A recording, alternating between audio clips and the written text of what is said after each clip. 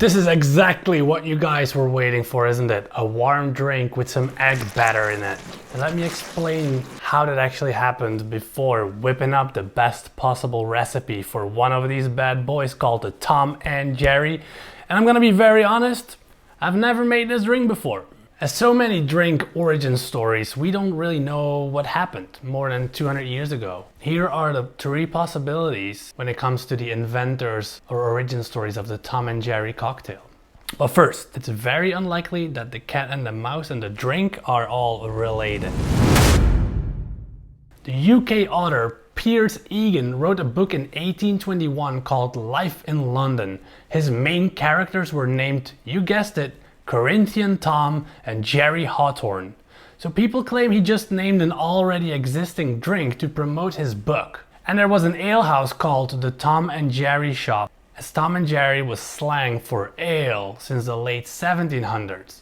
Is that all a coincidence? We'll never know. Option number 2. Our good friend Dr. Jeremiah Thomas, a man who you'll learn all about through this historic drink series. And he might be the true father of the Tom and Jerry for multiple reasons, as he wrote the first ever official recipe down in 1862.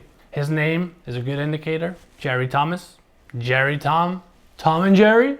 But Jerry himself explains everything in an interview for the New York Times. Here's a passage from that interview. One day in 1847, a gentleman asked me to give him an egg beaten up in sugar. I prepared the article and then I thought to myself how beautiful the egg and sugar would be with brandy to it.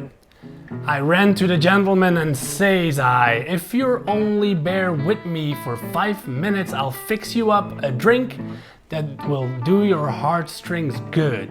He wasn't all that averse to having the condition of his heartstrings improved, so back I went, mixed the egg and sugar, which I had beaten up into a kind of batter, with some brandy. Then I poured in some hot water and stirred vigorously. The drink realized my expectations. It was the one big thing I'd been dreaming of for months. I named the drink after myself. I had 2 small white mice in those days.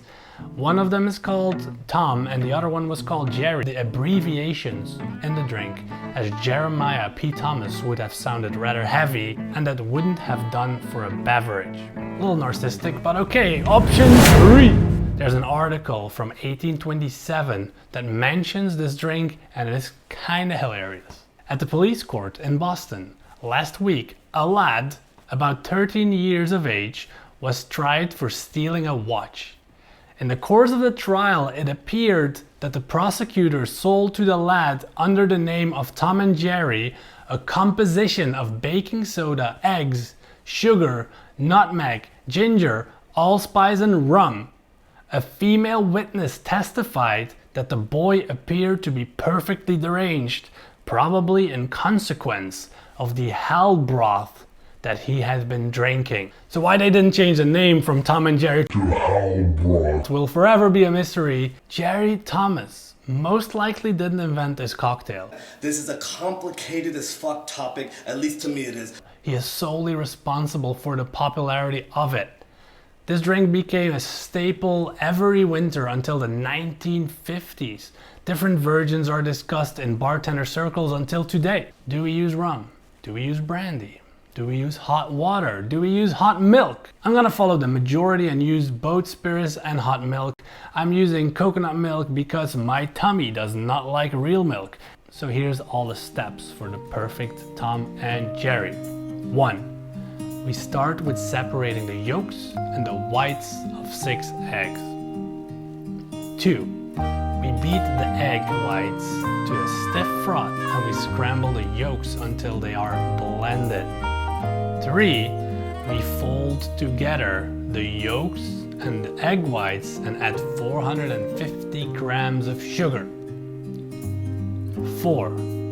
Half an ounce of Jamaican rum. 5.